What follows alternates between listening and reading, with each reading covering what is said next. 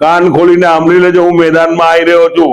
પછી જે 2 નંબરના ધંધા હોય કે જે બી હોય એ સમજી જજો, અને પોલીસ અધિકારી હોય યા મામલતદાર હોય સમજી જજો, જો 14 મુહૂર્ત ના બાપુ તમારું નામ બધું શ્રીવાસ્તવ ના કહેતા એ મેદાનમાં નીકળે છે। પ્રજા કે જે વર્ષોથી મેં વાઘોડીની પ્રજાને વચન આપ્યું છે, હું જીવતો રહ્યો, મારી શ્વાસ રહી ત્યાં સુધી હું આપના પડખે છું, આપના કામના માટે ખડે પગે કામ કરીશ।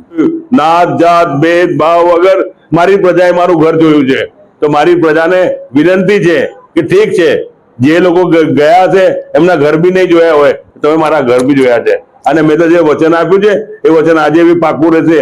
હું જ્યાં સુધી જીવતો રહ્યો ત્યાં સુધી મારું વચન રહેશે। અડધી રાતે મારા ઘેર આવશે, મારા ઘરના દરવાજા ખુલ્લા રહેશે।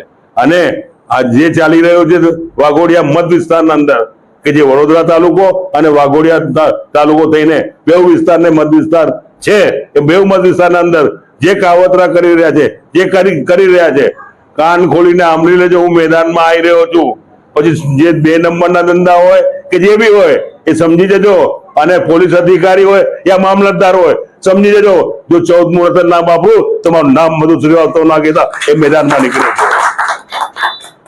ન કોંગ્રેસથી ન ભાજપથી આ મારી પ્રજા કહેશે કે બધા સંગઠન થઈને લોકશાહી મોરચો બનાવો યા કોઈ મોરચો બનાવો, એ મોરચો બનાવીને લડાઈને તાલુકા પંચાયત બી લડાવવાનો, તાલુકા પંચાયત બી જીતાડીશ, અને તાલુકા પંચાયતના અંદર જે વિકાસ બાકી છે, મોટું વાઘોડિયાના અંદર ડ્રેનેજની જે ગંદકી છે એ દૂર કરવાનો હું પ્રયત્ન કરવાનો છું નગરપાલિકા આવીને, અને સારું કાર્ય કરવાનું છે। જે રોડ ખલાસ થઈ ગયા, રોડો બનાવવાના છે।